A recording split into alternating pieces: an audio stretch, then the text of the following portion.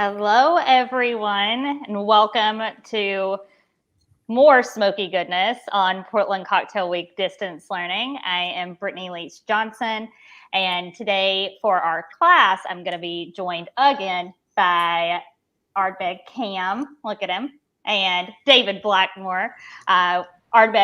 Cameron is the national ambassador for Ardbeg for the U.S., and David Blackmore is in charge of the entire world for Glenmorangie and Ardbeg, and we thank him for his service. Today's class is going to be extra peaty. This is the fourth and final, for now, public class for our Portland Cocktail Week, Ardbeg, Edinburgh Whiskey Academy Scotch Whiskey Diploma Series. And this is going to be a deep dive into the murky world of peatbogs and the dark and smoky depths of Ardbeg. We're also going to be looking at the Peatriodic table, which is heretofore the way everyone at Lush Life says periodic table, because peat is what actually matters here, and a discussion of how production chemistry relates to flavor chemistry and the aromas and flavors found in Ardbeg. But first, there are 4 things I would love for you to do if you love some smoky content, and that is like us on Facebook on Portland Cocktail Week, subscribe to the Portland Cocktail Week YouTube channel. If you're more of a YouTuber, we're there too. Follow us on Instagram at PDXCW. You can find out about all kinds of classes that will be available on our public channels, including intensive programs like the Scotch Whiskey Diploma that this is a part of. And make sure you smash the love, the like buttons, drop whatever questions, comments, heartfelt thanks to the teams here for bringing you all of this peaty deliciousness. And before we get started, we've had 50 students as a part of our Scotch Whiskey Diploma cohort, and they have been studying like crazy for the past 3 weeks and are in the middle of their finals week now. So for those of you who have already passed, congratulations. Christoph, I hear you crushed the history portion, maybe the first 100 on the history portion that has ever happened on this assessment ever. So if anybody's got their exam coming up and needs some help on the history portion, contact your fellow student, Christoph, because he seems to have it memorized. But our dear friends, Vic and Kirsty from Edinburgh Whiskey Academy wanted to come and send some well wishes to our 50 students. So I'm going to stop talking and let them do just that. Thanks, Brittany. Yeah, no, well, firstly, a big thank you to the fantastic teams at Lush and Ardbeg for facilitating this whole program and really making it happen. And, you know, giving us the opportunity to come over and teach you, albeit virtually, and for giving you guys the opportunity of gaining this certification. It's been a fantastic month and we've absolutely loved it. But finally, it's a huge congratulations to all of the candidates. You've really embraced the material with such enthusiasm. It's been an absolute joy to teach you. And I think the level of commitment that you've shown towards taking the time, making the time to study, all while you've been, you know, continuing your daily work life, family life, everything else, really reflects the passion you have for the industry that you work in. And it's been a really positive, joyous environment to be around. You should all be extremely proud of yourself for achieving the certification. I know some of you still have assessments tomorrow, so best of luck with that. And I really hope that this certification helps you further your career and, you know, furthers your appreciation and understanding of all things Scotch and of course, all things Ardbeg. Vic and I have had numerous discussions about the level of the questions that we've received and just the passion that you've shown towards learning more. So I know that Vic would like to say a few words as well before we sign off. Absolutely. Yeah, I just want to say thank you, guys. It's been a pleasure. I've loved connecting with you on social media, but I've loved teaching and preaching Scotch whiskey to you guys. That's my passion, teaching and preaching about Scotch whiskey. So thanks for giving me the platform. Thanks for being so patient with me. And yeah, it's just been a blast. Once we can start traveling, guys, and you start coming across to Scotland, you make sure you get up to Speyside and come and visit, because I've got 1 or 2 drams here that I'm sure we could have a nice time in this study. So thanks a lot, guys. Appreciate having the opportunity to do the teaching, and just loved it. Thanks for the enthusiasm, and see you sometime soon. Stay linked in. Tell me about your whiskey journey. Keep telling me what you're drinking, and keep sending all those pictures. It's been great fun. So thanks very much, guys. Thanks for letting us do this, and yeah, it's been a blast. No, excellent. Well, no, thanks so much, and have a lovely festive period, and we'll hope to see you all again soon. Vic and Kirsty, thank you so much. We literally could not have done it without you. So thank you. We appreciate both of you more than we'll ever be able to say. Cheers, guys. See ya. Thank you. Bye-bye. Bye. Well, I'm getting a little emotional because I don't want this to end, but I am excited. We're at the part where we're getting into this Peatriodic table. This is something I saw some sneak peek slides of a couple of months ago when we were putting together the program, and Cam was like, hey, this is something we really want to include. And I just got to tell everybody watching, you're in for a real treat. So with that, Cam, David, get smoky, and I will be here to field probably a million questions, because this one is sciencey AF fan. I love it. I love it. Thank you for having us again. Week number 4, the last of our public classes. It is heartbreaking and soul crushing, but also very uplifting at the exact same time, because we've had such an incredible week, or time over the last 4 to 5 weeks, I should say. And just a massive amount of education. The work that all of the students have put in has just been gargantuan. Watching them dedicate, their personal time to the pursuit of knowledge, specifically Islay single malts and single malts from all over Scotland. It's just been absolutely incredible. And for me, as somebody who lives and breathes this brand, and then also lives and breathes single malts coming from the country of Scotland, it's just been absolutely uplifting to see such a robust kind of dedication to a spirit category that I think the absolute world of. So thank you to everybody who's been involved, including Vic and Kirsty in the Edinburgh Whiskey Academy, you lovely folks over at Lush Life, and then all of you wonderful campers and squirrels who have been watching along at home as well. So super excited to be back tasting and teaching with one of my absolute favorite people in the world, the one and only Mr. David Blackmore. Are we ready to land the plane on 4 weeks of intense education? I think we are. Right? David, I just wanted to let you know that this is recorded for posterity, so we do have him on camera saying that you're his favorite. I know, right?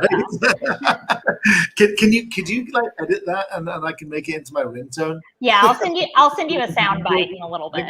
That would be awesome. Yeah, I just want to reiterate what Cam said. This is watching everybody go through this course, and having gone through the Edinburgh Whiskey Academy diploma myself earlier in the year, I am keenly aware how much work you've put in. Even for someone like myself that's been in the Scotch industry for over 16 years, there were large parts of the diploma that took some serious hard work to get through. So congratulations to all of you that have passed so far, and good luck to everybody who's still to take the course. And as this is a public presentation, anybody out there who is keen to take this course in future with Ardbeg, watch this space. We are hoping that there'll be more of these courses to come. Cross fingers, right? So yeah, and on behalf of the Ardbeg team, I just want to thank Lush Life and Edinburgh Whiskey Academy for really pulling all this together. It's been great. So Cam, why don't we kick off and talk about peat and the Peatriodic table? Let's do it. So Dave, our wonderful Sherpa of slides, if we could get the presentation up, there it is. Perfect. So today's conversation is around peat and the Peatriodic table, and essentially how all of the elements of the course over the last 4 weeks, as well as all of our conversations in terms of the public classes, kind of come together in a very Ardbegian way and manifest themselves in the core range of whiskeys coming from Ardbeg. So rather than just yap at you about how flavors are constructed, we chose to kind of break that content up into basically 4 weeks of public classes. So if you haven't seen any of the other public classes, which featured a conversation of Isla and originality, a wonderful conversation with Colin Gordon, the distillery manager, and then a wonderful couple of tastings with David Blackmore and myself as well. This is the penultimate and kind of the feather in the cap here. So let's dive into a little bit about the science of smoke. Behind that graphic, you can actually see some pretty cool and interesting chemical and molecular compounds. Keep those at the front of your frontal cortex there and in mind, because that will be absolutely relevant, because we're going to talk about that structure here in a little bit. Dave, let's go on to the next slide. So the source of smoke, or the building block of smoke, is going to be phenols, right? And as you know, these phenols are imparted through the burning of peat during the end of the malting process, the kilning process, if you will. So during the first 8 to 16 hours, right around there, pre-break is what that period is called. What you're actually doing when you're drying or kilning that barley is you're actually using peat as the fuel source and as the heat source, less for its heat, but more for it to act as a vehicle for these wonderful hydroaromatic compounds known as the phenol group. Right? So the phenol group has many uses, from the manufacture of nylon and other synthetic fibers to many medicinal preparations such as mouthwash and sore throat lozenges. I can tell you, as we're moving into the winter season now, we should all have a bounty of throat lozenges around, because it is starting to get flu season. So make sure you're protecting yourselves and taking care of yourselves. Pam, maybe we should make Ardbeg cough. That part. I like cough lozenges. Seriously, imagine that. Let's heard it here first. Yeah, let's put that one in the back pocket. I love that idea as well. The one thing I would add here, guys, is that yes, everything that Cam was saying about phenols, but also just to point out that not all phenols bring a smoky note either. So you were going to get really deep into this, but you thought that phenols meant smoke and vice versa and nothing else. There's a lot more to it than that as well. Absolutely, yeah, you're 100%. There are well over 10,000 perceivable phenolic compounds. There are well over 10,000 constructed phenolic compounds. Vastly less of them are perceivable to the human palate and olfactory system as well. And as David mentioned, not all phenols share the common element of smoke as kind of one of the overarching flavor themes. What they do all share is a very similar chemical composition and structure. So I mentioned that we would be talking a little bit about how phenols are composed in terms of their molecular structure as well. So essentially, they're hydroaromatic compounds, which means that they have 1 part benzene ring. That is going to be that octagon. Yes, I got that shape right. Thank you, Miss Elliott, my middle school math teacher, for teaching me a little bit about geometry as well there. So that octagon shape right there is the base of the phenolic compound called a benzene ring. Its genetic composition is essentially 6 carbons and 6 hydrogens. Well, six carbons, 5 hydrogens bonded to a hydroxyl group. So its chemical structure, if you were reading it, would be C6H6OH, or C6H5OH is actually technically how it's traditionally supposed to be written out. The hydroxyl group element of it is very water soluble. So during the kilning process, it is actually that leg of the compound that wants to find a nice home on the outside of that still damp and moist semi-malted barley. So essentially, these flavor crystals will attach themselves to the outside of the malted barley during the process. From that exact moment, the genesis of burning burning that peat and rendering those phenols, from that exact moment, you're going to lose these precious compounds at every single turn of the occasion, which is why, especially for heavily peated whiskeys, you aim to protect as many of those as possible. Let's go ahead and talk about phenol group versus flavors. So we can go into that next slide there as well.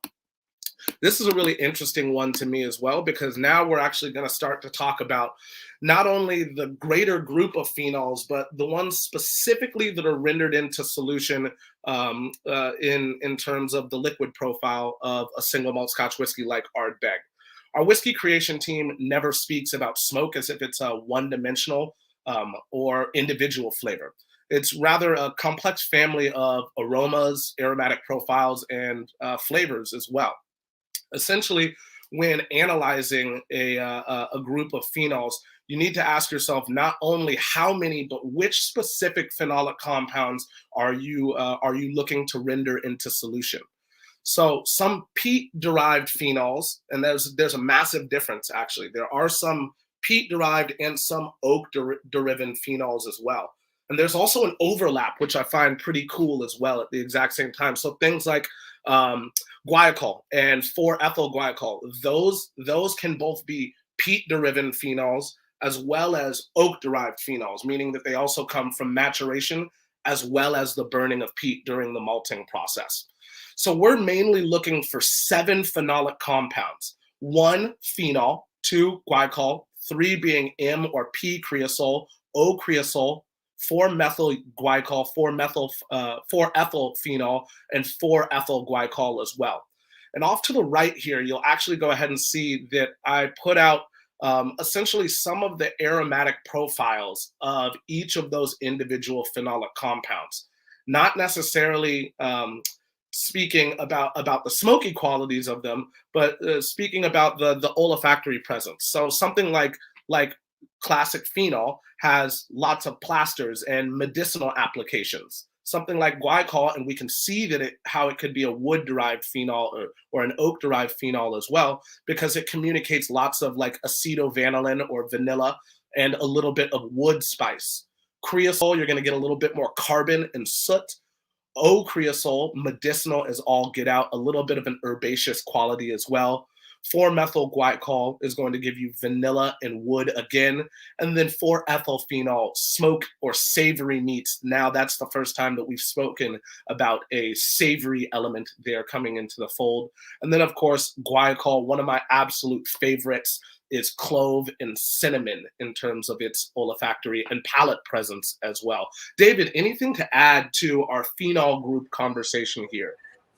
Not really, other than it's just as you talked through each of those,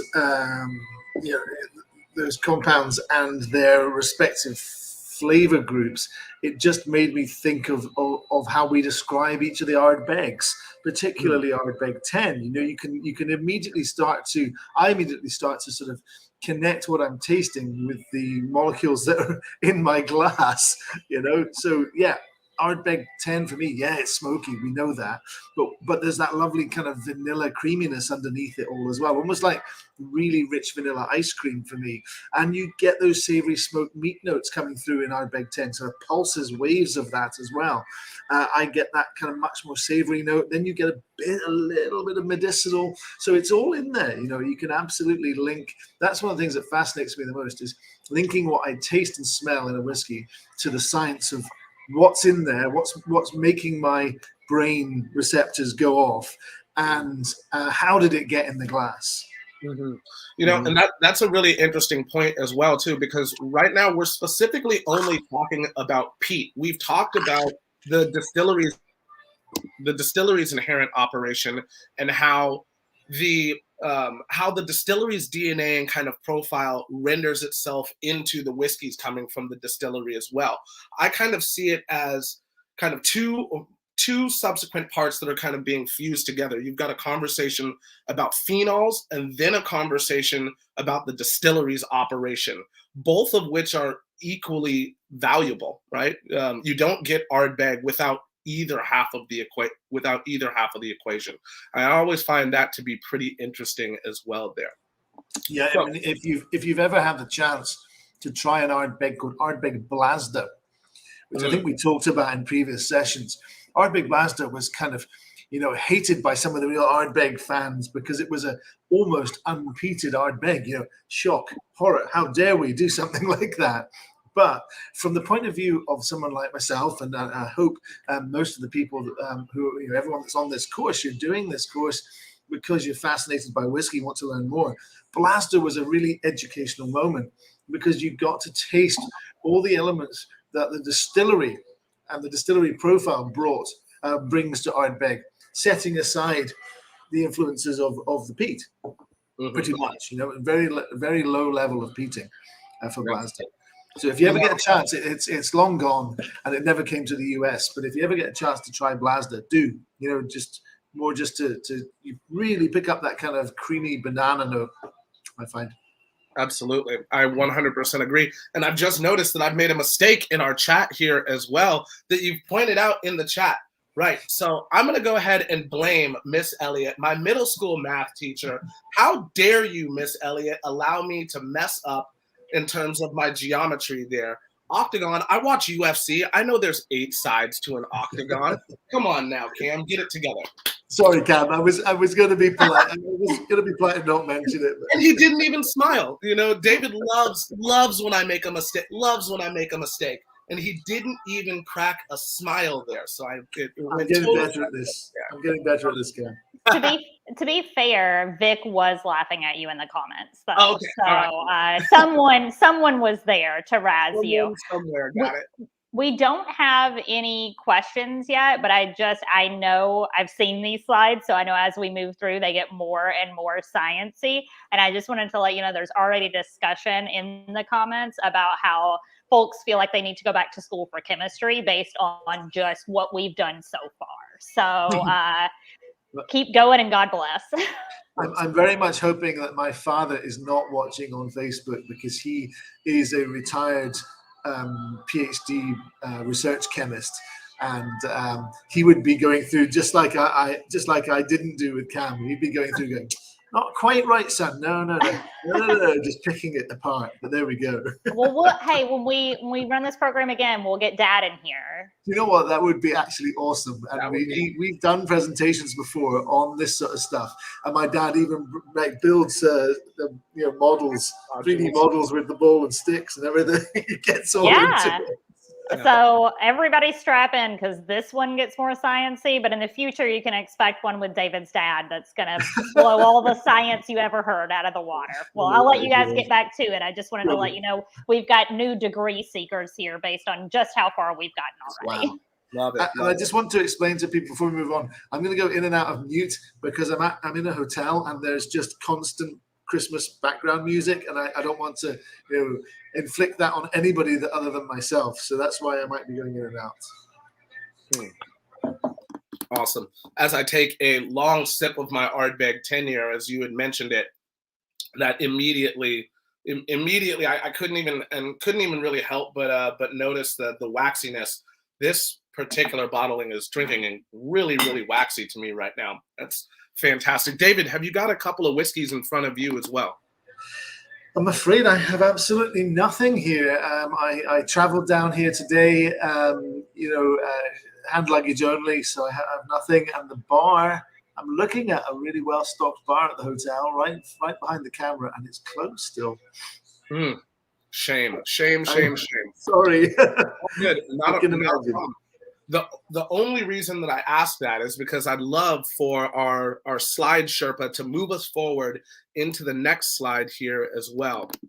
Because this is one that's really interesting to me as well, because when I start to think about Ardbeg, and especially the whiskeys coming from Ardbeg Distillery, we break them down into at least the flavors of smoke into 5 very distinct and overarching flavor profiles, not necessarily one, right? Again, I don't believe that smoke is one particular flavor. I think that it's a great vehicle for flavors. It also acts as a vehicle for those phenols, which again are the building block of some of that aromatic. So whenever we're thinking about Ardbeg, we really try to break the element of smoke down into 5 distinct categories. We're going to have savory. We're going to have something that's a bit herbal or herbal, as the Scots herbal. Me to say there. Herbal. Thank you. Herbal, right? Something that's a bit medicinal, there's going to be an element of wood smoke as well as a little bit of a coal aspect as well. So you may be saying, well, Cam, well, how do those things manifest themselves in a glass of Ardbeg 10-year-old or any whiskey coming from Ardbeg Distillery?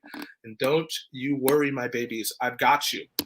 So in terms of some of the flavors that are going to be easily rendered and picked up on by your nose and your olfactory system when you dive into a dram of Ardbeg 10, looking specifically for something savory, you may be enthralled and enticed with some barbecued foods, maybe a little bit of smoked fish, maybe even smoked bacon as well.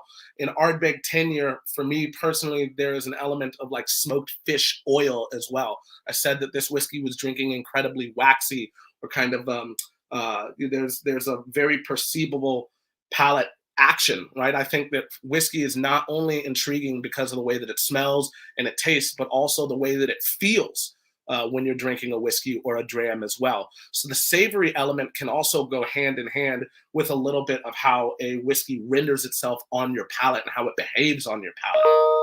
If you're searching for something herbal or herbal, as the Scots love to remind me again, Lapsang Souchong, that is bang on anytime I dive my nose into a glass of Ardbeg 10-year. Lapsang Souchong is one of the immediate aromatics that jumps out at me as well. Obviously, I'm a huge tea fan and tea drinker. It's what I've got in my glass right now, other than Ardbeg. Unfortunately, no Lapsang in the glass there today. You may also be met by some burnt moss, as well as a little bit of a rich herbaceous smoke quality.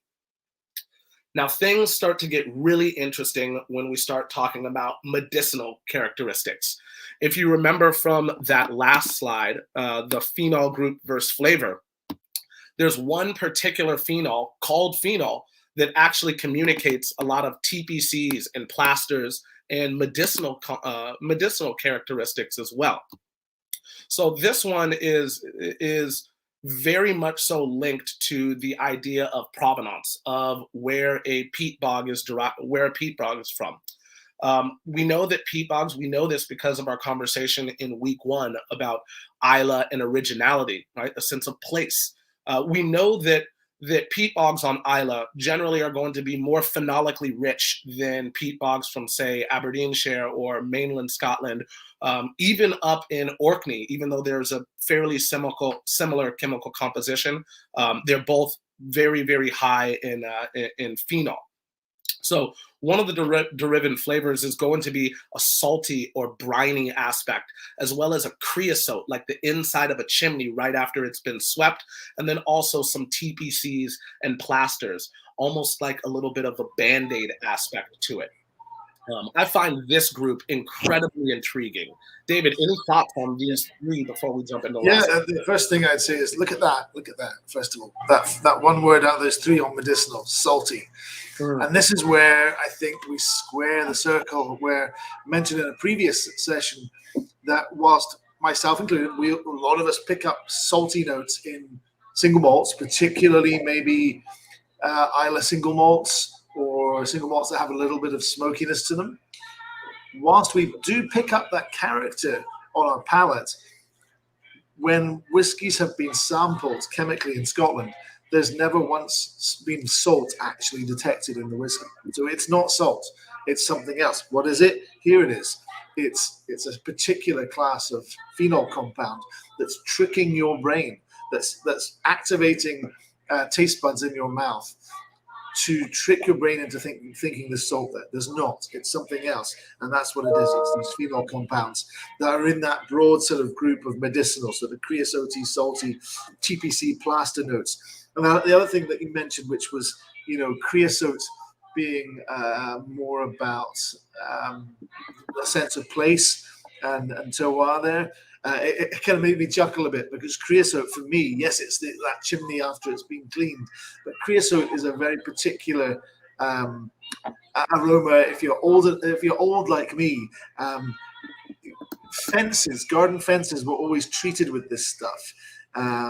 Painted with it, and in the summertime in Scotland, I remember being very young in my parents' backyard, that all the fence would start to sort of smell a bit as it got hot in the sun of this creosote characteristic. So for me, that's what this kind of memory and terroir brings me to with creosote for sure.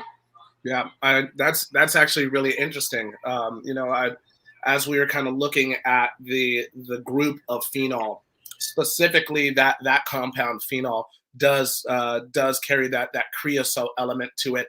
We oftentimes see it described as like tarry rope. There's a tarred element to creosote that I find renders itself into the whiskeys of Ardbeg. I think that a whiskey it's a bit like those. It's one of those aromas, a bit like the smell of gasoline at a gas station, and a bit like the smell of petrichor, which is the smell of freshly of sidewalk that's just had rain on it.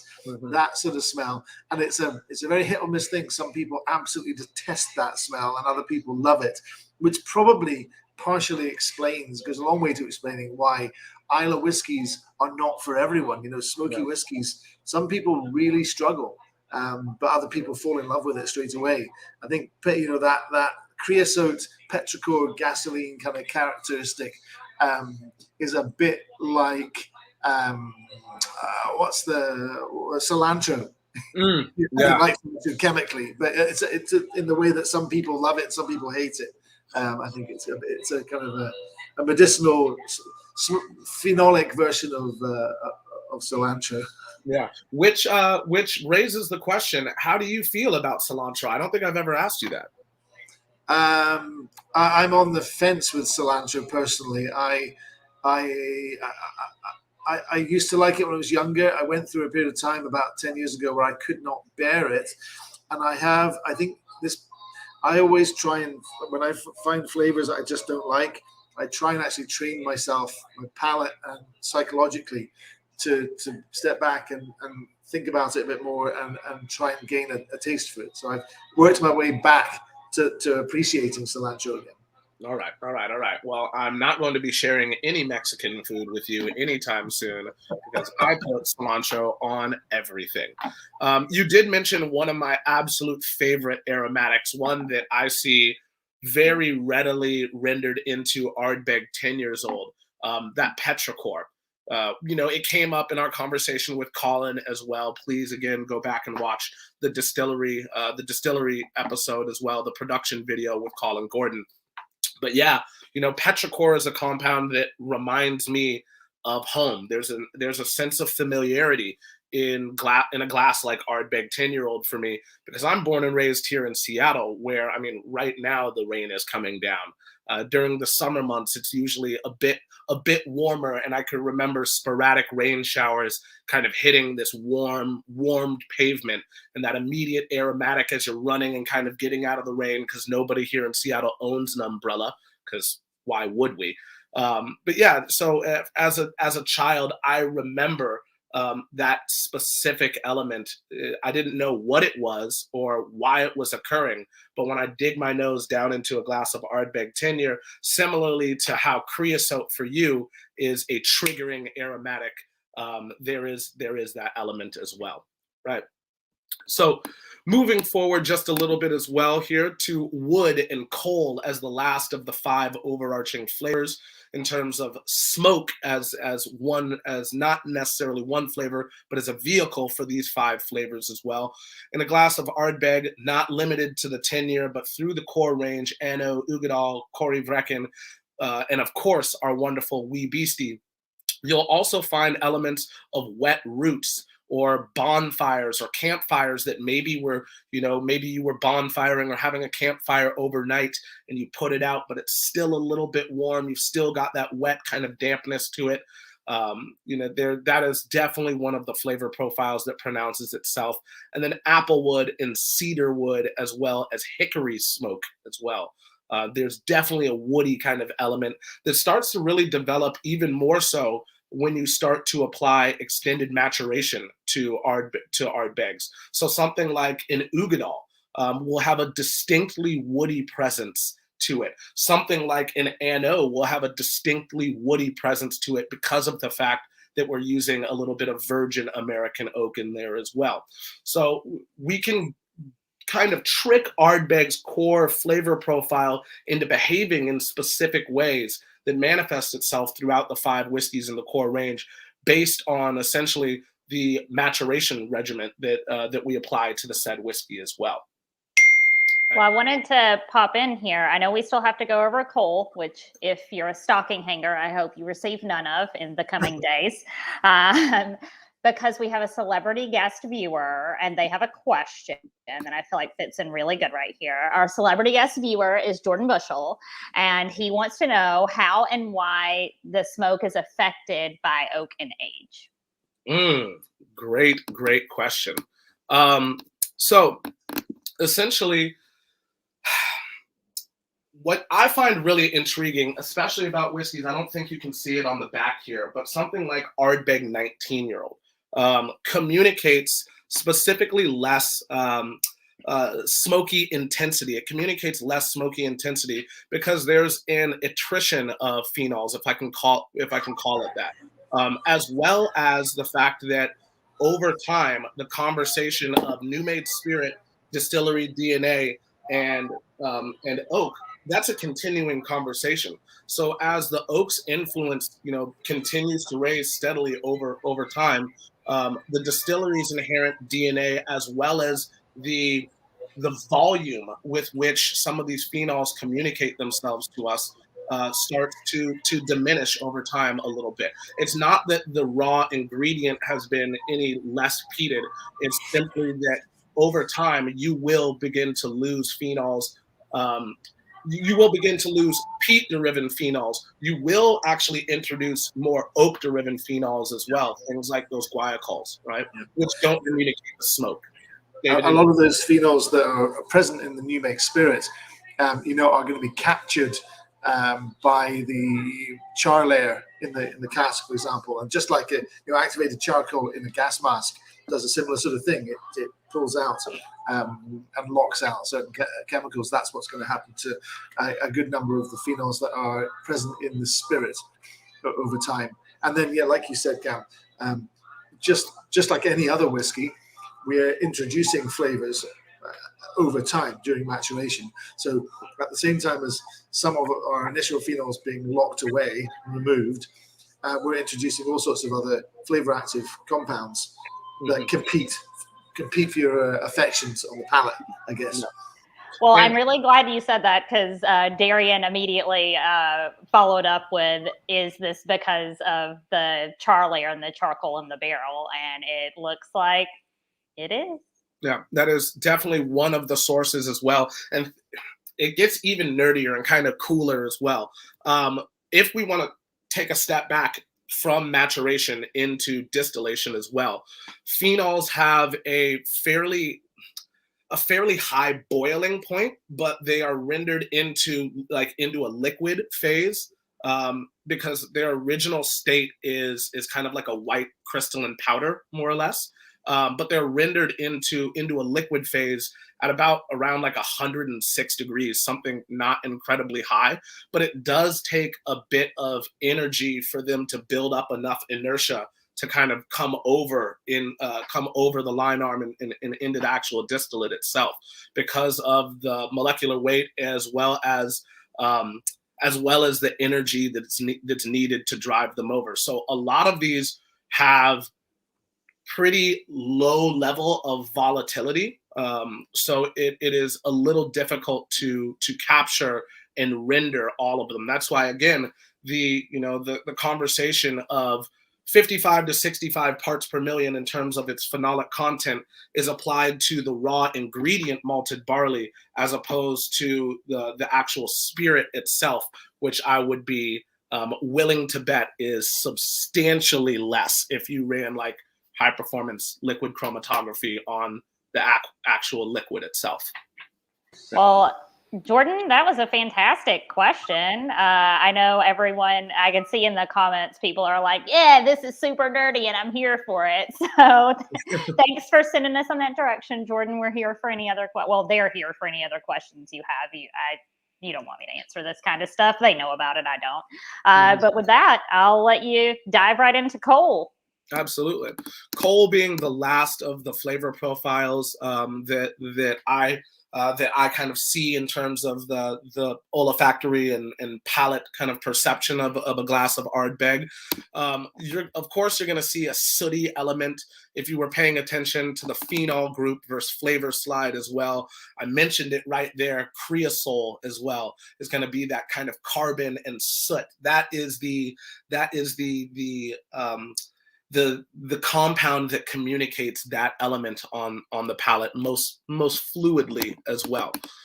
In terms of what that means for the taste of the whiskeys coming from Ardbeg, there's kind of a smoldering coal, or like coal fire stoves that have specifically been stoked with coal, as well as a little bit of a woody characteristic.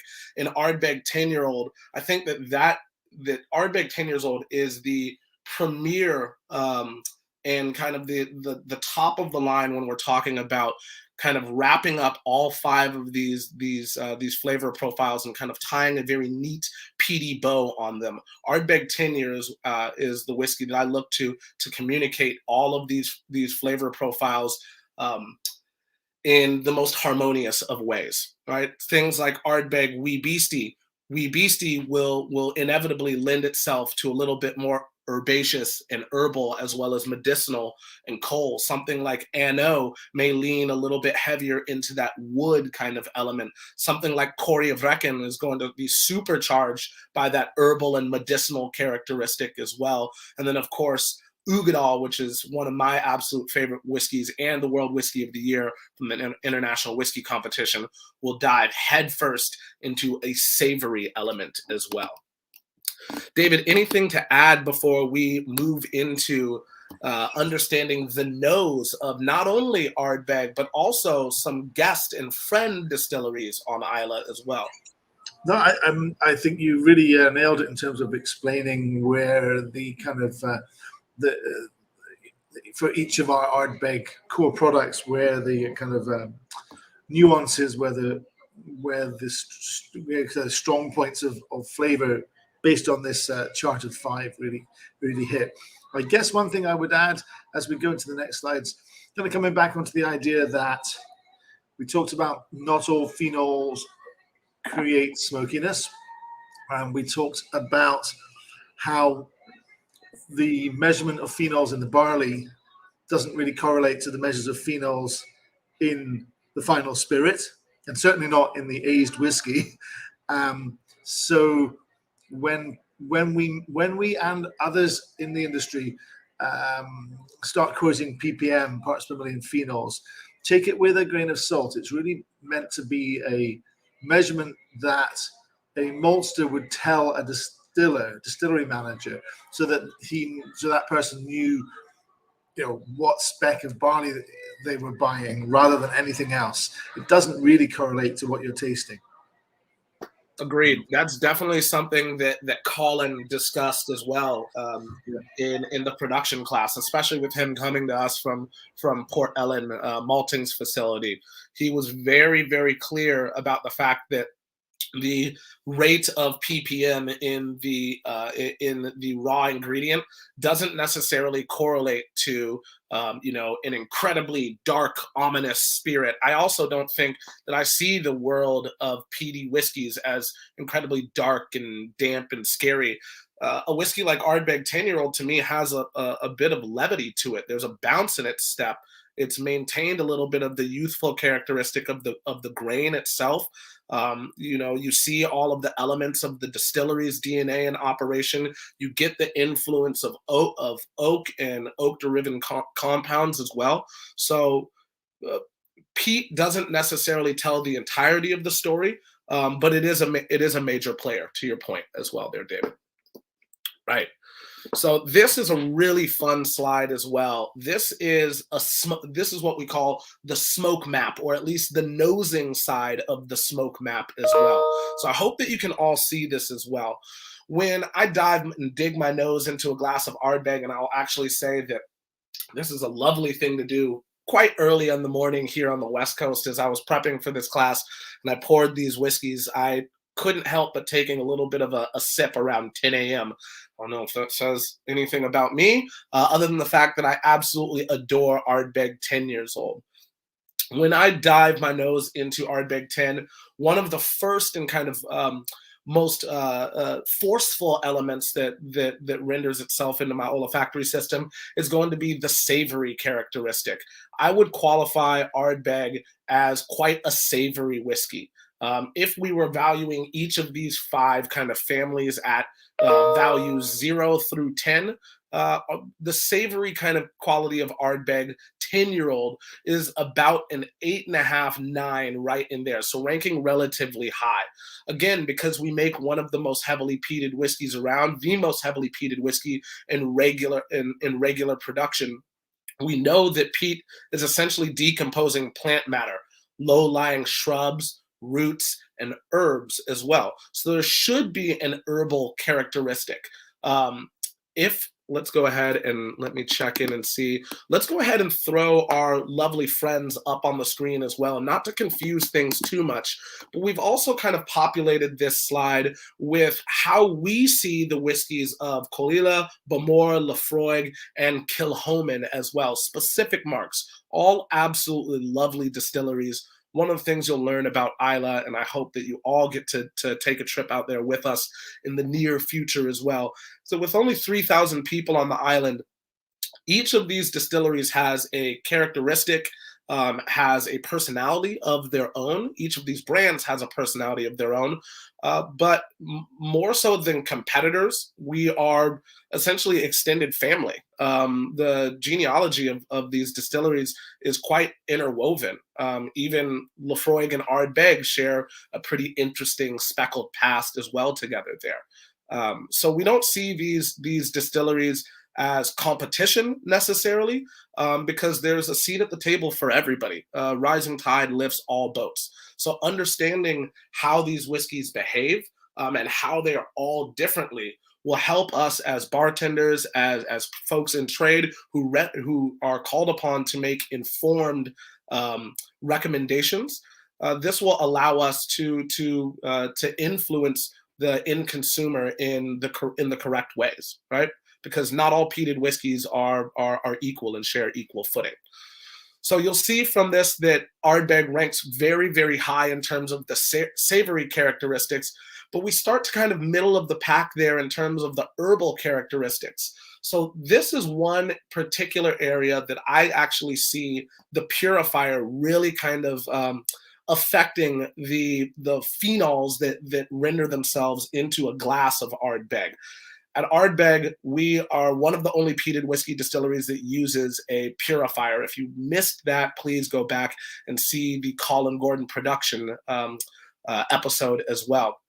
In that, we talked about the operation of the purifier and how its kind of main job is essentially to reroute some of the heavier congeners and more lipid characteristics and kind of some of the more like heavy and dense molecules back into the bottom of the still. Not necessarily targeting them specifically, but because of the fact that the purifier hangs off of the bottom of the line arm, some of these things are going to have less volatility, making them a little bit heavier. So it's grabbing at random, but by happenstance, those happen to be some of the things that are thrown back into the still to be redistilled.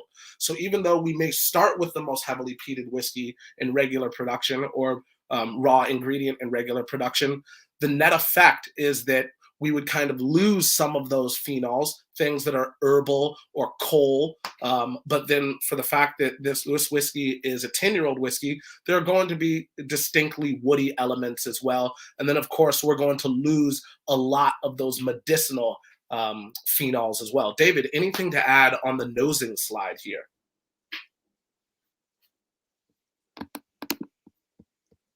Uh-oh, mute. Mute. There we go. I'm trying to save you guys from constant Christmas tracks in the background. Hopefully you can't hear that because it's pretty loud here. You know what? Obviously there's going to be some debate.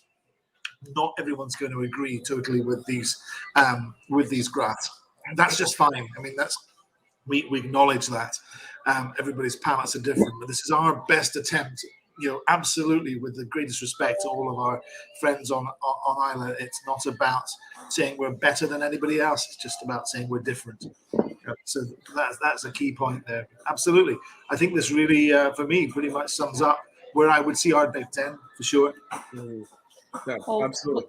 We have 2 questions. Technically, we have 3. Darian, I saw your other question, and we are going to try to get to that at the end because, there's more graphs and tables coming your way. So I want to make sure we get all of those in. But Luke asked, how does secondary aging in sherry cask affect these flavors? That's a fantastic one. First off, at Ardbeg, there is not necessarily an element of secondary maturation. We work in whole components that are matured separately, that are then brought together. So finishing is a technique that our good friends over at Glenmorangie regularly employ. Where they'll take something out of ex-bourbon cask and then put it into a secondary cask for further maturation. That's because the spirit profile of Glenmorangie can be pushed in a particular direction a little bit easier than Ardbeg.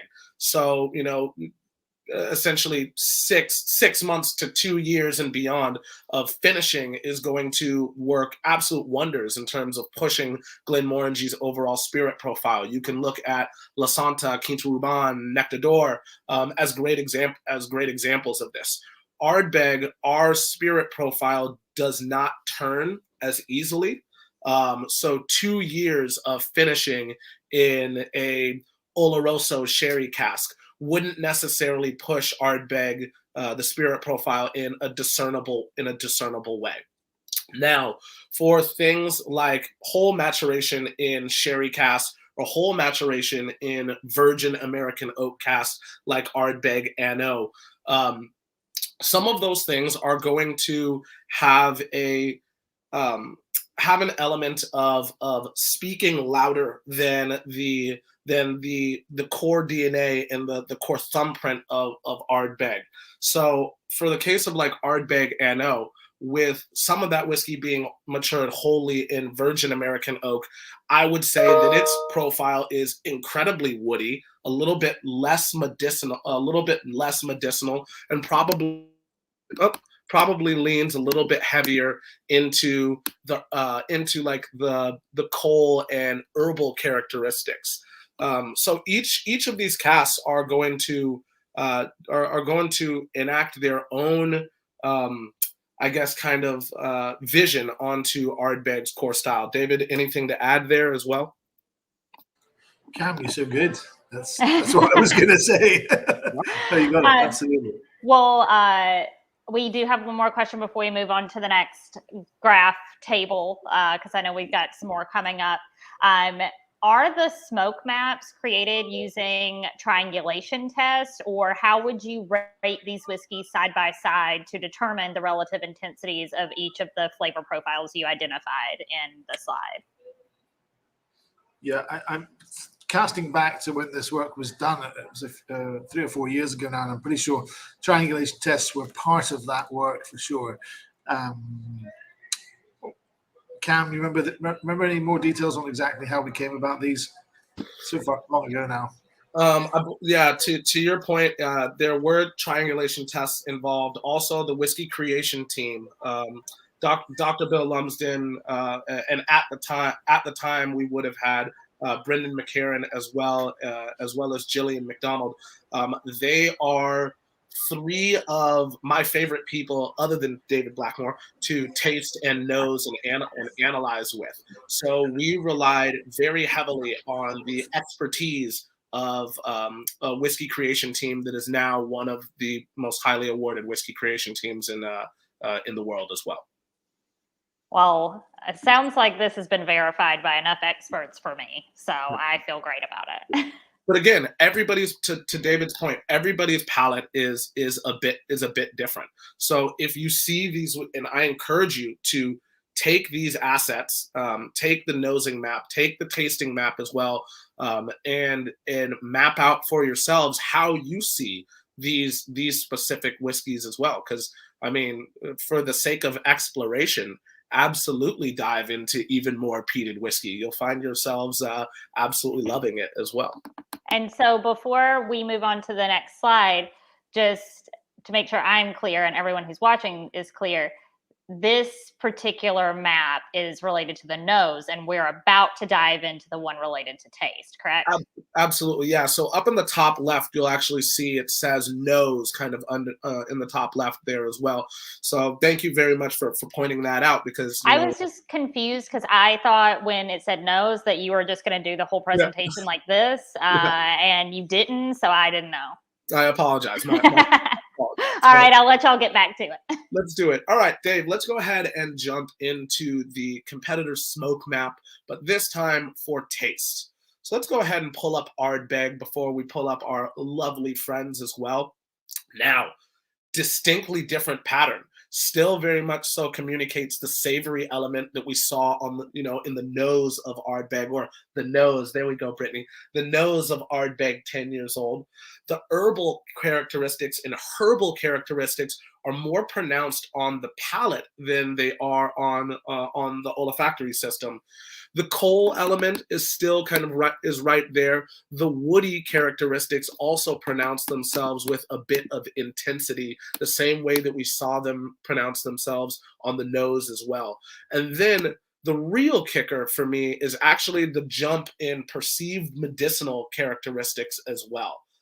And Ardbeg is discernible because of the fact that there's going to be some of that salinity that David mentioned earlier. Remember, again, there's actually no salt or saline that can be traced to any single malt Scotch whiskey sample, but it is specific phenolic compounds at work and at play that are kind of being Lokis, if anybody watches the MCU, if that went over everybody's head, which I doubt it did, because I mean, as bartenders, we're huge Marvel fans as well, and we're basically superheroes in our own right. But that creosol is going to be the primary trickster that is at play in terms of pronouncing itself with a medicinal characteristic and quality. Let's go ahead and bring up our other lovely drams from our great friends at Colilla, Beaumont, Laphroaig, and of course the one and only Kilchoman.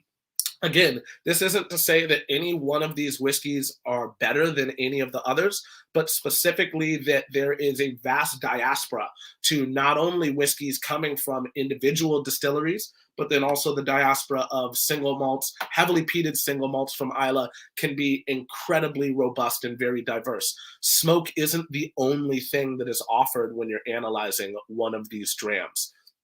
Colilla, for me, absolutely lives up to its name, producing a lot of really savory herbal and coal kind of aspects to it as well. One of my absolute favorite distilleries. They do a fantastic job. The incredible Laphroaig, the woody elements of their drams just are never lost on me. Incredibly expressive wood compounds and congeners, very expressive. And then, of course, our good friends over at Kilchoman. You can actually see that the Makir Bay and Ardbeg 10-year-old have a fairly similar path until you get to woody elements as well as medicinal elements. David, how does this chart stack up? I mean, you've had all of these drams. I've had all of these drams with you. Yeah. I'm just looking through it. There's, like I said, everybody has different palates. So I broadly agree with this. There's a couple of things that I would question personally. I always pick up personally a lot of kind of coal dust notes in the magnificent Laphroaig 10, and here on the intensity graph it's quite low. So I would personally question that. But then again, like we said, it's human beings and their palates that are being used largely here. Yeah, absolutely. I 100% agree. Right. And again, I encourage all of you to take this graph and also try all 5 of these whiskeys, next to each other kind of analyzing them for your own enjoyment as well, the pursuit of education. That's why we're all here as well today. Now, let's go ahead and dive into our next slide here as well. This is where things really start to take off and get a little bit weirder, because we focused in on the conversation of smoke, almost wholly, right? And smoke isn't the only family of flavors that you see represented in heavily peated whiskeys. To speak of them as if they are only smoky, or only communicate those 5 overarching flavor profiles: medicinal, herbal, savory, coal, and woody, does a disservice to that diaspora of flavors that I was mentioning as well. So for me, in Ardbeg 10 years old, one of my absolute favorite kind of tasting notes is marzipan. There's a nutty kind of oiliness to Ardbeg 10-year-old, as well as all of the whiskeys. I've oftentimes kind of referred to this as like a confectionery element.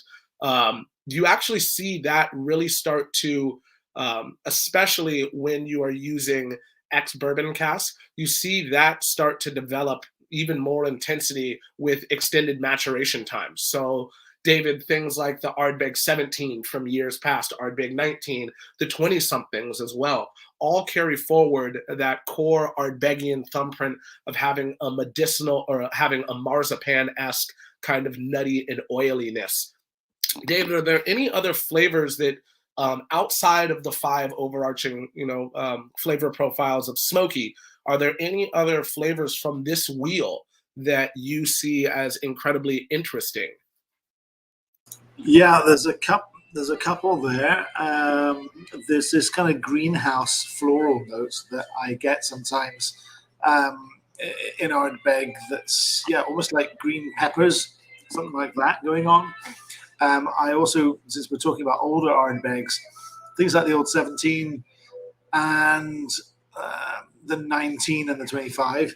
When talking about the 17, I think the 17 always has this kind of almost on the verge of being overripe kind of banana pineapple notes. It has a creaminess to it sometimes that's right on the edge of cream that's about to turn. And I kind of like that kind of, I think I said before, I like that kind of tension in the flavor profile. The 19 has it as well, a little bit less of that kind of cream about to turn notes, but it's certainly got those tropical fruit notes. So when you're looking outside of smoke, that's where I'd be looking for some of the Ardbeg complementary characteristics. Yeah, I'm also always enthralled with the fruity characteristics of Ardbeg. Ardbeg 10-year, it is pronounced citrus, lemon, lime peel. There's a commonality of that runs through the entire core range, from Ardbeg 10 pronouncing itself as lemon and lime, into Anno, which turns the corner into almost like Seville orange or sweet orange peel as well. There's still an element of almost moving into orange, but maybe walk it back a little bit to the bitter lemon. And then Oogidol, you're absolutely into covered, essentially chocolate covered orange peel. And then Korjevrekken, again, communicating a lot of that lemon and lime. There's also a floral characteristic to Ardbeg that I think does a huge disservice without at least mentioning as well. The floral characteristics, the suggestion of flowering lilies on the breeze. I think that's one of my favorite tasting notes that I've ever read from any of the Ardbegs, and one of my favorite descriptors of Ardbeg 10-year-old, but then you can also repurpose it for the conversation of things like Ardbeg 19, Trelon batch number 3. If you haven't had that, get out and find you some of that delicious whiskey, because it is absolutely incredible. Now, I've been talking at you whilst simultaneously sipping. I feel like I got ahead of myself just a little bit, because I couldn't help but have this incredible dram in my hands. So now, if you have a little bit of Ardbeg at home or at your bar, please feel free to taste along as you watch this next segment as well, because this is the piece de resistance, my favorite part of this presentation. We're going to get into a little tasty treat called the Peatriodic table.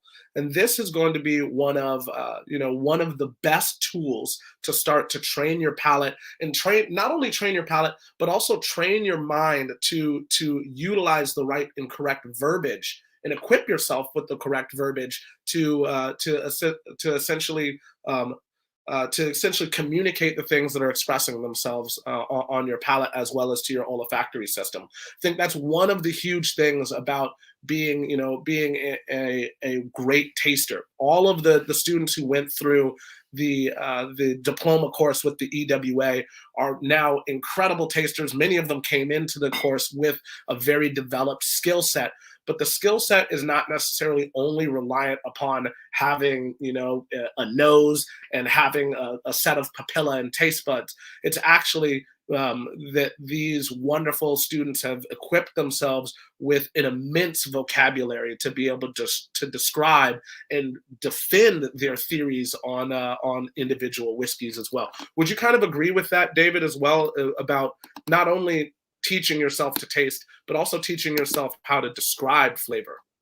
I think David muted his camera, and his microphone because All I Want for Your Christmas Is You came on, and he needed to have a moment. But I just popped in to say we talked about this before the class, and folks are asking. Yes, we will be dropping a JPEG of the Peatriodic table into the comments for all of you. Oh, there goes Moberly, putting it in right there, so that way you can have this to use moving forward. I started to see the comments come in, and I was like, whoa, yep, you can have it. It is yours. I love it. I love it. Yeah. So when you are looking at this Peatriodic table, there's a lot going on, but we are intelligent and very, very capable individuals. So before anything, we are visual eaters and drinkers. So my first step whenever I'm analyzing a whiskey, and I'm going to start with Ardbeg 10 years old as I start tasting on my own here. Thank you for moving me off screen just there a little bit, because I wanted you all to be able to see the, let's go back one. Sorry, I apologize. There we go. I wanted you to see down at the very bottom on the left side, we have a grid that corresponds to colors. As you know from our production video, Ardbeg non-chill filtered and also no caramel colorings. Legally, you can utilize E150A, which is the caramel coloring that is legal in Scotch whiskey production. At Ardbeg, we choose not to utilize any of these caramel colorings, and that's one of the core kind of like brand fence posts as well that we planted years and years and years ago upon relaunching the brand in 1997. The reason that is important is because we're visual eaters and drinkers before anything else. We learn a lot about the things that we ingest and consume just by merely looking at them before anything else. So let's go ahead now into that next slide there. Perfect. So I would kind of classify Ardbeg 10 years old as kind of like an auric golden coloration or hue to it as well. I don't think that I don't think that Ardbeg 10 years old communicates really an amber aspect. There's no kind of like deep gold color to Ardbeg 10. I'll go ahead and hold it up right here. If I'm kind of on right there, you can see it's a very, very light pigmentation. Ardbeg is very rough and ready, as Brendan used to say all the time. So even after 10 years in a marriage of first, second, and third fill ex-bourbon barrels, it has stood up to the weathering, the beating that a cask wants to impart on it. Remember, a hefty portion of the flavor profile of any whiskey is it can be traced back to the cask, but 100% of the coloration of a whiskey is traced back to a cask, unless you're of course using E150A. Now, on the left side of the screen, you're going ahead and see the smoke flavors: savory, herbal, coal, wood, and herbaceous or medicinal, right? So you'll see all of those on the left side. Those are each color coded to specific compounds. So whenever I dive my nose into a glass of Ardbeg 10 years old, one of the very first things that kind of pops off for me is almost like a sizzling cinnamon, right? Remember, we had mentioned that there are specific phenols that not necessarily communicate smoke, but communicate specific flavors. So the glycols in the glycol group are generally the culprits of deriving flavors like cinnamic acid, like eugenol as well, which essentially is a synthetic rendering of the flavor of cinnamon as well, right? So that's one of the things that immediately pops out to me. Sea salt as well. Of course, remember our conversation about sea salt, crispy bacon as well, and then smoked fish. So you'll notice that crispy bacon, smoked fish, smoky fruit as well, those are all grouped under the savory characteristic and family. Those very much so are characteristics that I think not only add a savory characteristic to the whiskey, but then also add a textural element to the whiskey as well. From the herbal characteristic and the herbal family, not a whole lot of representation for the herbal characteristics, but there are some pretty interesting coal flavors that start to jump out. That tar and tarry rope that we had mentioned as well, that is traced back to creosote as kind of a flavor profile. That's definitely very persistent here in this glass of whiskey. And then medicinal. Let's see what we've got from medicinal. Essentially, there's like coal tar soap as well. That is a really, really good one. Feel free to drop in the chats as well if you are tasting and nosing along any of the flavors that you get while you are kind of diving into and analyzing a whiskey like Ardbeg, 10 years old. 46% alcohol by volume, non-chill filtered, no colors added to it. The most pristine representation of all things Ardbeg. Now, let's go ahead and jump forward into Ardbeg NO. Number 2 here. Let's go ahead and pour this glass of whiskey. Again, remembering that we are visual eaters and drinkers before anything else. Now, we've seen a shift towards kind of a little bit more of a, I would even say like that harvest or deep gold coloration. And immediately we've seen a change in terms of the flavor profiles represented on the Peatriodic table that manifest themselves in this glass. So color, first and foremost, let's go ahead and check the coloration, right? We can see right off the bat that there's a little bit more of a gold kind of pigment that has crept into the corners of this whiskey. Even if I hold these two whiskeys up side by side, even though I'm wearing a black shirt, you can start to kind of see it a little bit. In Ardbeg 10 year, you've still got that light auric gold, and in Ardbeg NO, you have a little bit of a deepened kind of amber that's creeping into the colors. Harvest gold there as well. Savory elements.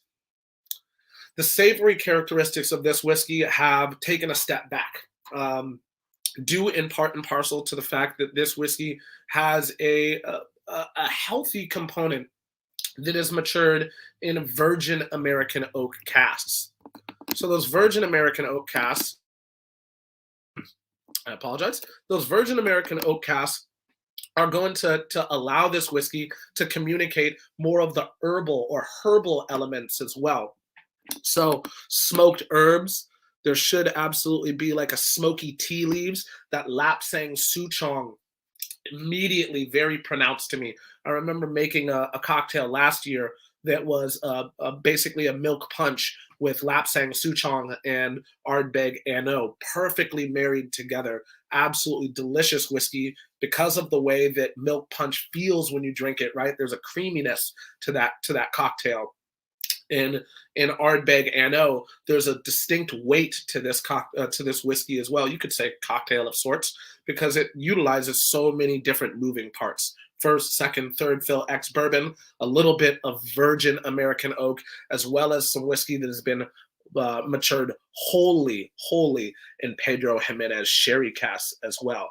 So there's an aniseed aspect to it, a little bit of cinnamon to be expected, because again, we have some casks that were prepared to receive bourbon, but then we purchased them before they could ever receive said bourbon as well.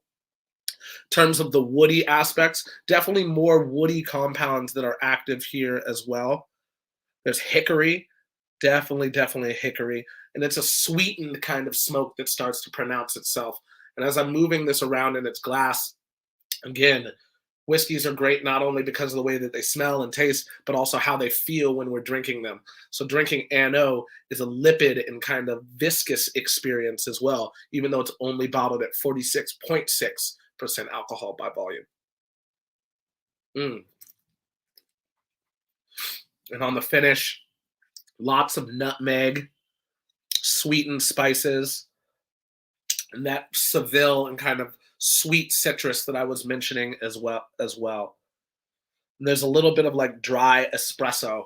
That's another really great tasting note on the Peatriodic table here as well. So we can go ahead and jump forward into dram number 3.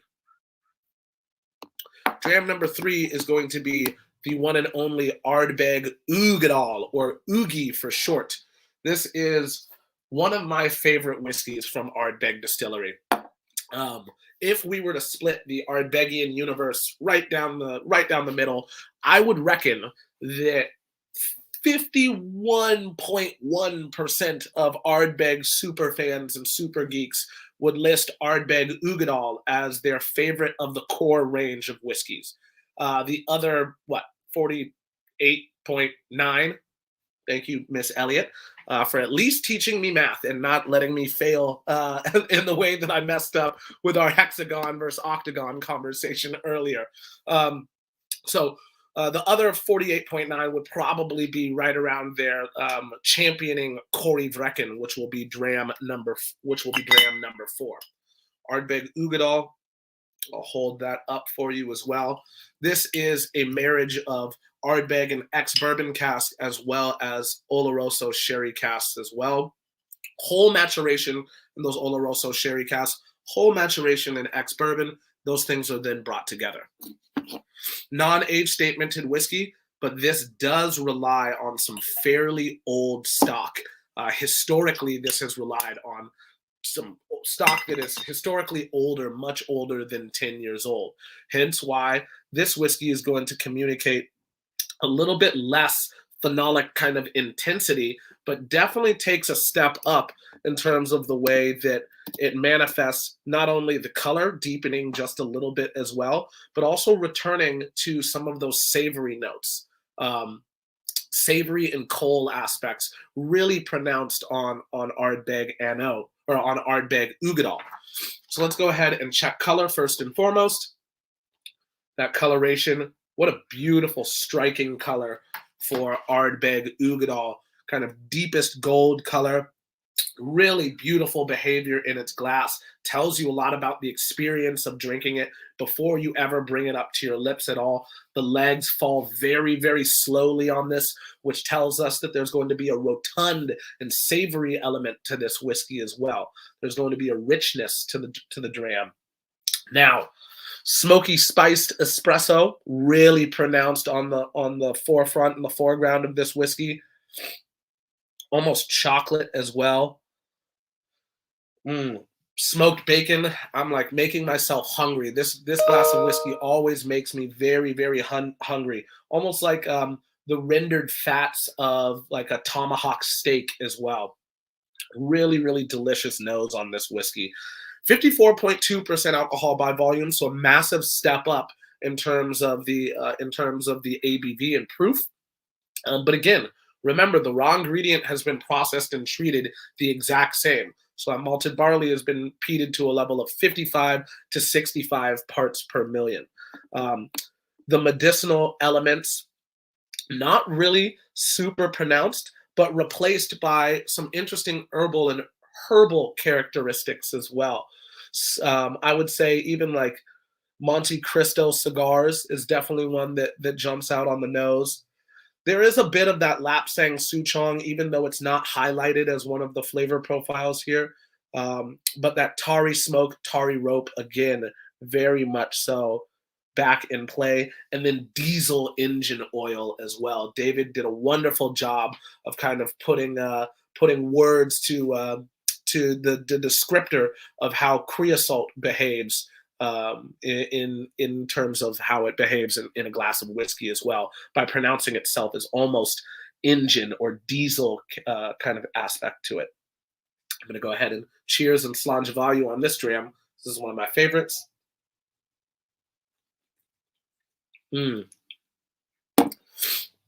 Weighty. One absolute just delicious dram. There are some wine aspects to this as well, because of the fact that some of this whiskey is quite heavily sherried. Dr. Bill will have my head if I run around saying 70% of this is ex-bourbon versus 30% Oloroso sherry cask. But I would be shocked if it is not right around there, somewhere neatly packaged right around that range. So there is a winey aspect to this whiskey as well because of the sherried compound. Right. Next whiskey is going to be Ardbeg Oogidol, the last of our core range from Ardbeg. I'll go ahead and hold this bottle up. Welcome back there, good sir, Mr. Blackmore. How are you guys? Sorry, I had to pop away for a second there, but not a good problem. to be back. Not at all. It's always good to have you back. So we're talking about my favorite whiskey from Ardbeg. Absolutely, Oogidol. I literally had just said that we could basically split the Ardbegian universe more or less down the middle, and for the core range, I would find the lion's share would say that Oogidol or Oogidol almost split, almost 50-50 as their favorite whiskey from the core range. I think most people, I think if I'm honest, Oogidol would win the popular vote. Yeah, that's exactly what I said. I said it was like 51.1 to 48.9, basically. Yeah, somewhere right around there. Can you tell me a little bit about why Oogidol in particular is your favorite whiskey from Ardbeg? Yeah, it has a depth.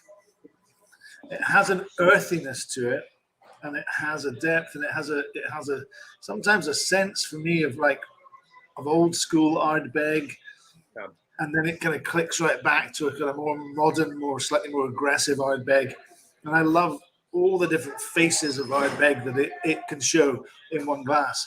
So for me, Oogidol at its simplest initially would make me think of Ardbeg 10, but with a spicy kick, like almost a Tabasco kick to it.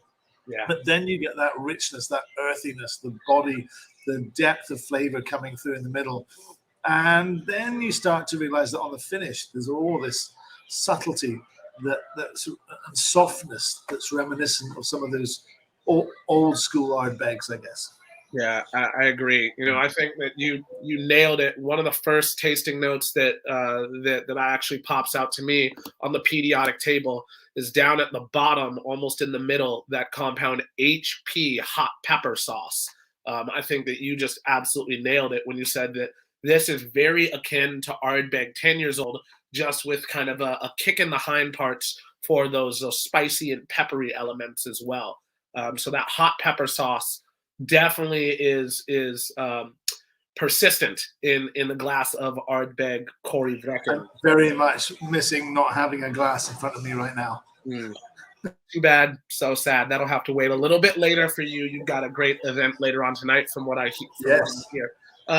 But spice doesn't only come from capsaicin, or like peppers or like the appearance of hot sauce. Cloves are actually, are quite spicy in and of their own right. And so again, in kind of that same exact column right there, almost 3 above hot pepper sauce, you'll actually have cloves and chili sauce right below that, and then star anise. Though those are all flavors that I see as individually just a little bit spicy as well. Then up to the left of clove, you'll have peppered steak as well. I know what I'll probably be having for dinner as soon as I land in Vegas later on tonight, a nice peppered steak. Very excited about that. Those things speak to the peppery kind of aspect of Ardbeg Oogidol. In addition to that, this whiskey does pack some heat because it is bottled at 57.1% alcohol by volume. Oogidol, not necessarily a cask strength whiskey, but Corey Vrecken definitely leaning into being cask strength. Absolutely delicious dram. Water in this whiskey are incredible friends in my mind, but I'll let you make your own determination of that whiskey. But you can also see how closely related this is to Ardbeg tenure. The very first tasting note that I called out in Ardbeg tenure is actually one that is still highlighted in Ardbeg Corey Vrecken.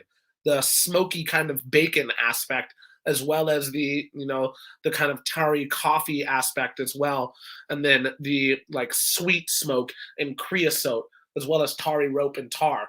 All of those compounds were also highlighted in Ardbeg 10 years old. Now this time they've reoccurred and been bolstered with that peppery aspect to them as well. Visual eaters and drinkers before anything else. Rich amber coloration starting to creep in the corners there. Really, really beautiful. Now we can see the diaspora of not only possible flavor profiles, but also the diaspora of the potential pigmentation of drams coming from Ardbeg. Corey Vrecken, being based on first, second, third fill ex-bourbon, sounds a lot like whiskeys in the style of Ardbeg 10-year-old, as well as some whiskeys that have been wholly matured in virgin European oak as well. Can you tell us a little bit about European oak, David, and what it might do to a dram? Well, I can certainly tell you one thing which may be just an interesting insight into Ardbeg Corey Vrecken. When we first released this whiskey, it was intended really just as a committee bottling, a one-off, never really intended to be a permanent part of the range. And it received some pretty glowing respect from Ardbeg fanatics. And it was around about the time that we had been, the Glenmorangie company, as was owned by the McDonald family, had been bought by LVMH.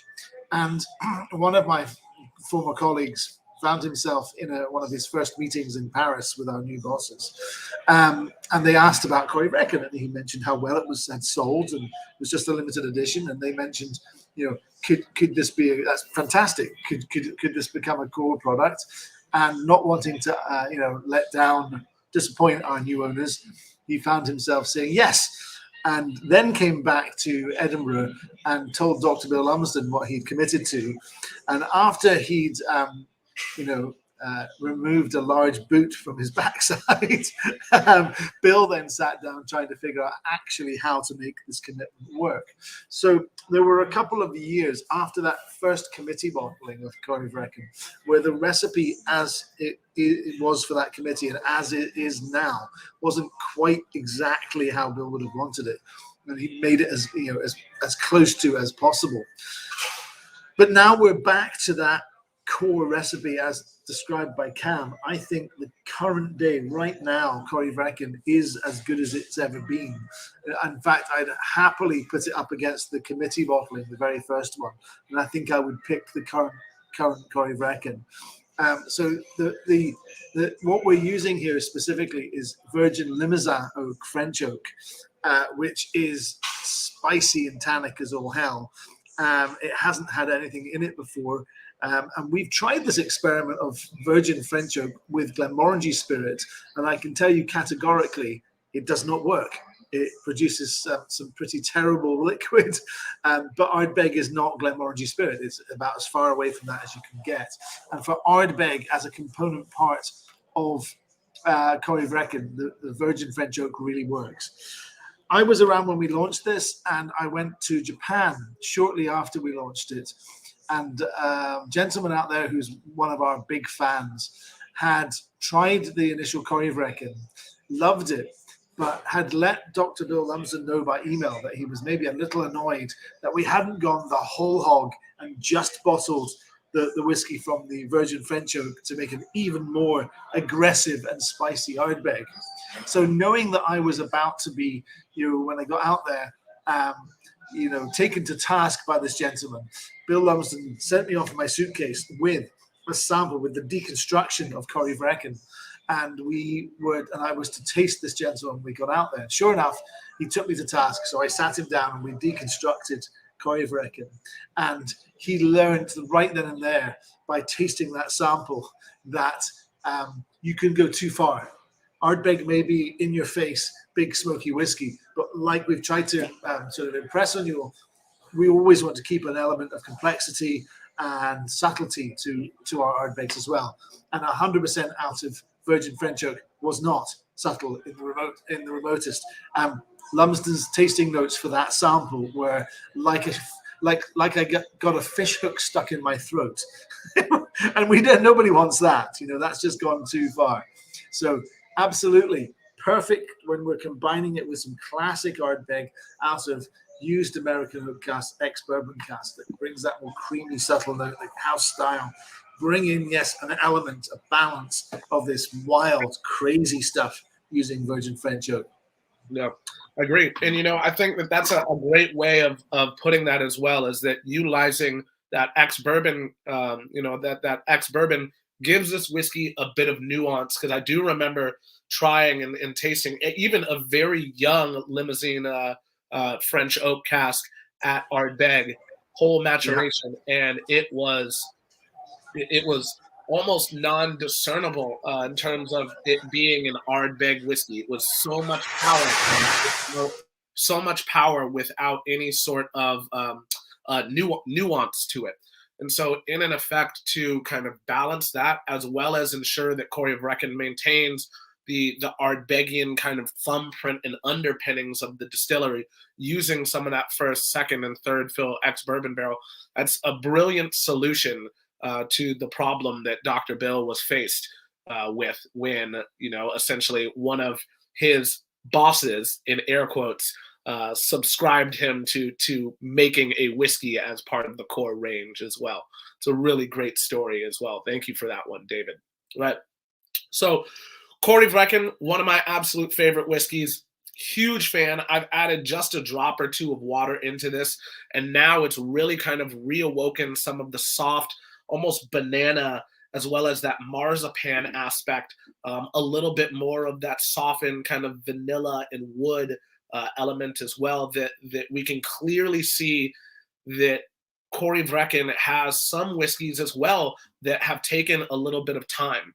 There is an element of, even though this is a non-age statemented whiskey, again, I would say that Corryvreckan does rely on some whiskeys with an extended amount of maturation as well, because some of the compounds in oak-derived phenols and congeners that are at play in this take time for themselves to render into the solution that is whiskey.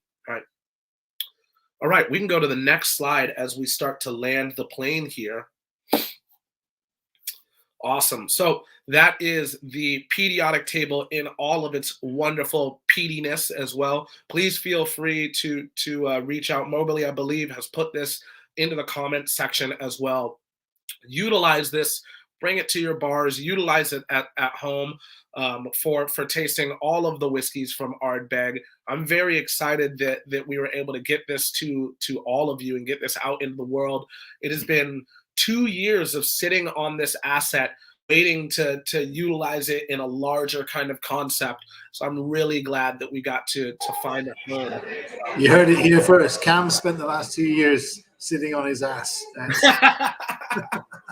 You know that's not true. You know that's not true, David. We had this whole stream, and twice Cam said that you were one of his favorite people, and this is how you treat him. That's how he treats me. Mm-hmm. Yeah. Mm-hmm. Treats him mean, keep him keen. So I want to make sure we have some end of stream business to wrap up, but I do want to make sure that people get to see the last slide, just because it's a picture of Shorty, and I love Shorty so much. So Dave, if you could pop that up real quick. Thank you, Shorty, for everything. We love you. And speaking of thanking people, Cam and David, thank you for sharing so much of your time with all of us over the last 5 weeks. before we get into the official end of the stream, I think we've been trying to delay this as long as possible because none of us wanted to see it end. We do have some exciting announcements, which are people who are getting presents, and everyone loves presents. All of our teams collectively, Portland Cocktail Week, EWA, and Ardbeg, wish that we could pour a giant dram for all of you who have participated in the certification program and have been so amazing about posting your experience on social media throughout the course of your time studying with all of us. There was definitely smoke coming from our social media manager's phone because of all the fire posts that you were putting up. When you do post about the programs that you're participating in, it really helps everybody that's participating connect. It helps your peers see what the program is like and what they can expect so that they can apply the next time around. And we at Portland Cocktail Week always really appreciate it when you tag us in those things. And it's also a quick little thank you to our friends at Edinburgh Whiskey Academy who've invested so much time in making sure that you are ready for your final exam, and our friends at Ardbeg for making this whole program possible. So we really, really appreciate all of you sharing your experience on these here internets. And it's been so fun seeing all of you share your experience and seeing your personalities come through in the way that you do share your experience on God's good internet. But there are 3 of you who have just blown it out of the water. You've been exceptional from the very beginning about posting, and you will be receiving a monster of a prize pack. And we just wanted to say thank you to our dear friends Baker, Jonathan Stanyard, and Javier Ramirez for sharing your whiskey certification, diploma, scotchy, peaty, smoky, good time with the world. And there are some other folks who have also done an exceptional job, and you will also be receiving a little something smoky from us, and that is Celeste Didymo, JJ, Jennifer Jean, Kristen Bedgley, and Liz Pierce. So thank all of you so much for not only volunteering for all of this studying, but sharing your experience along the way. And if you had a good time here, if you got your brain filled with science and now you feel like you must eat crispy bacon, thanks Cam, make sure you hit that like or love button and show some love in the comments. If you want to see more Portland Cocktail Week classes like this one, you can follow us here on our Facebook page, or you can head over to youtube.com/pdxcw, where you can see all of these classes there if you're more of a YouTube fan. Like I said at the beginning of the class, please also follow us at PDXCW on Instagram. That way you can find out what's coming up and you can plan to attend the things that you're the most stoked about. With that, Cam, David, I'm going to miss you, but I'm not going to miss you for long because we're going to try to con you into doing this, I don't know, 100 more times because it's been so fun. But thank you for sharing all your time and your knowledge with all of us here at Portland Cocktail Week, with all of the folks who view on our Facebook page, and certainly with our contingent of diplomaed, Scotch certified humans who just blew us all away. We knew they could do it, but boy, we didn't know how well. I mean, they've killed it. So thank all of you. Students, thank you so much. EWA, thank you so much. I'm going to go cook bacon right now. I love you both, and I'll see you very soon. Happy holidays, everybody. Cheers. Happy holidays.